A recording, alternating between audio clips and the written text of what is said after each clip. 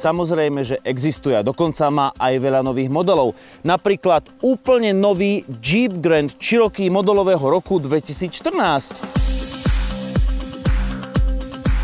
Pochopiteľne, že má aj Fiat nejaké novinky. Napríklad 500L vo verzii Trekking. To znamená, že je to crossover a v záplave iných konkurentov by sme boli na toto auto takmer zabudli a to by bola veľká škoda. No tak majú hneď niekoľko vecí spoločných. Napríklad materský koncern, sú to horúce novinky a čo je asi najpodstatnejšie, majú obrovské šťastie, lebo prišli v správnom čase a na správne miesto, teda do nášho testu vtedy, keď je vonku nasnežené.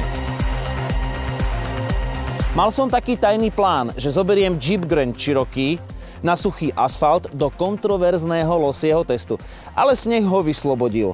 No a na snehu môže aj Fiat 500L Trekking ukázať, čím mu tá trekkingová výbava pomáha, teda vyššia svetlosť podvozka a špeciálna trakčná kontrola. No jasné, veľký brat zoberie malého na snežný výlet.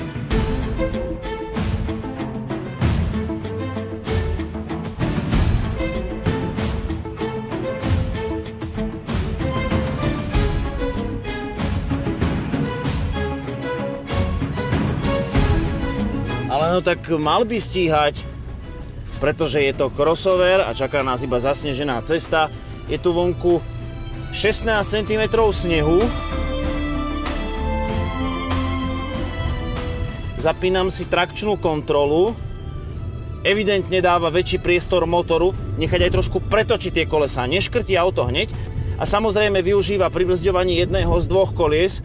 Mám pocit, že už pluhujem sneh, pretože toto auto má svetlú výšku 145 mm a to je iba o niečo viac, o trochu, aká má bežná 500L, pretože tá má 132 mm svetlú výšku a Jeep, keďže má vyšší podvozok, tak mi z toho stredu nevie nič poriadne odpluhovať. Fiat mal kedysi veľmi dobre urobenú tú trakčnú kontrolu, masívne pribrzďovanie voľného kolesa a je to tak aj teraz. No nebyť tohto okenného rámu, ako v malom lietadle, tak sa tu cítim príjemne. No ale v žiadnom crossovere týchto rozmerov, ktoré majú cez 260 rázvor, sa necítim tak priestranne ako v tomto. Kufor možno natiahnuť od 414 litrov po nejakých 330, sú tu variabilné zadné sedadlá. Je to veľmi praktické auto.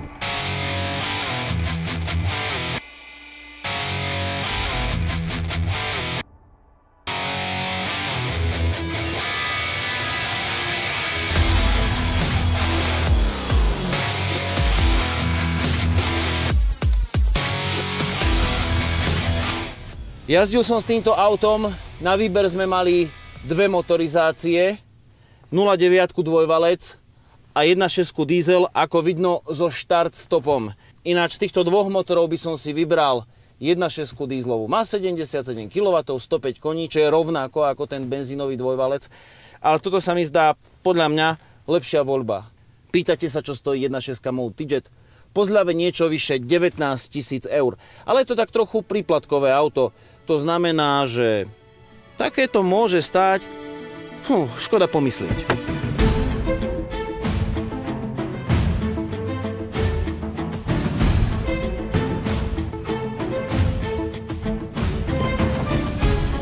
Je zima.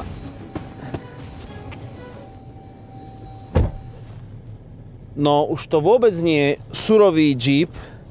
Skôr by som povedal, že tu pribudla talianska architektúra a talianska pestrosť.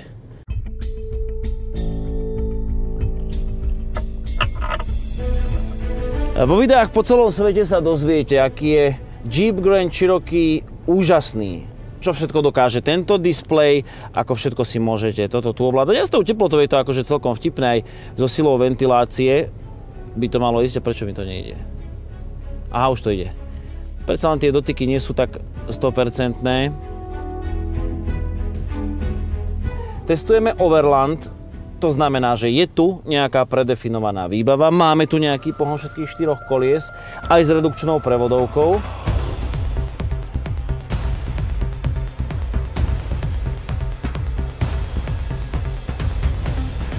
Prepínam na režim Snow.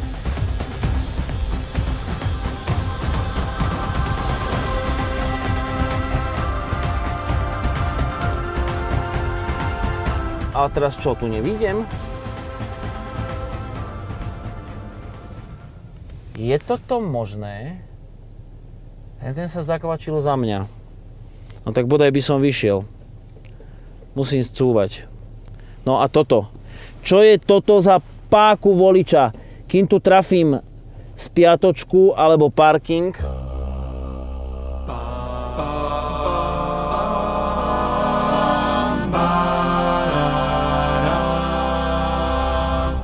No tak sa už uhni, keď mi zavadziaš. Musí sa spoľahnúť na to, že verzia výbava, ktorú testujeme Overland, má Quadradrive 2, to znamená vzadu elektronicky ovládanú uzávierku zadného diferenciálu, základná distribúcia sily 48 dopredu, 52% dozadu. No a predná náprava je riadená v podstate už len trakčnou kontrolou, pribrzďovaním jednotlivých kolies, tak tu by to mohlo byť. A odtiaľto žiadne maznanie. Drž sa.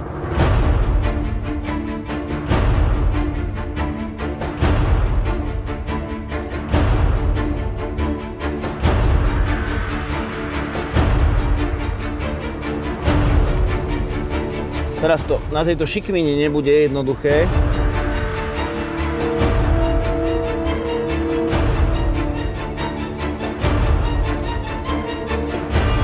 Na snehu si ma Jeep Grand Cherokee naozaj získal.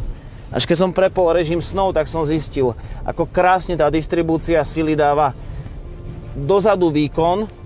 Drž sa, kamoš.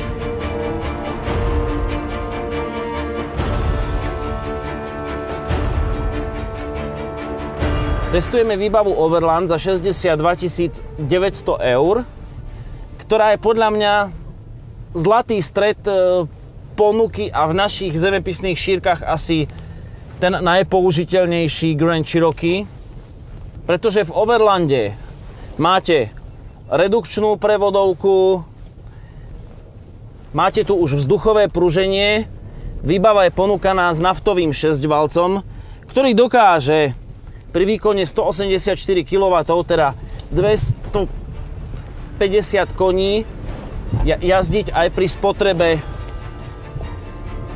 10 litrov. Výrobca udáva samozrejme menej, ale do 10 sa to dá zvládnuť, takéto terény vychádzajú na 12.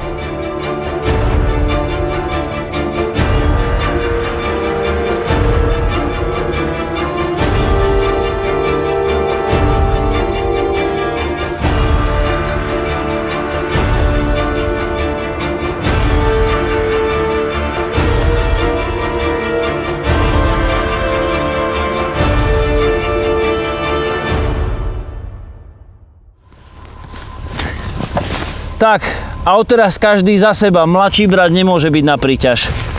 Mám trochu strach.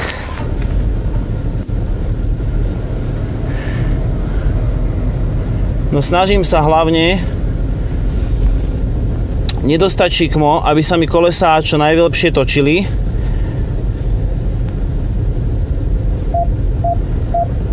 A hlavne idem trošku excentricky mimo koľají, pretože predsa len na tej tráve sú také drobné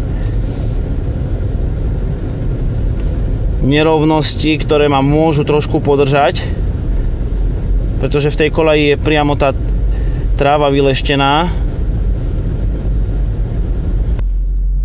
A teraz pozrite, neovládam nič, iba zjazdový asistent ma drží. Robí to krásne, síce vytvára nejaký neidentifikovateľný hluk, ale tak ja som myslel, že už od vrchu sa budem klzať ako na saniach. Nemusím robiť nič. Jeep to robí za mňa. Úplne excelentne pracujú tie kolesá. Tak toto klobúk dole. Čakal som všetko, len som nečakal to, ako to bude pracovať. Toto je auto aj pre úplných tupcov.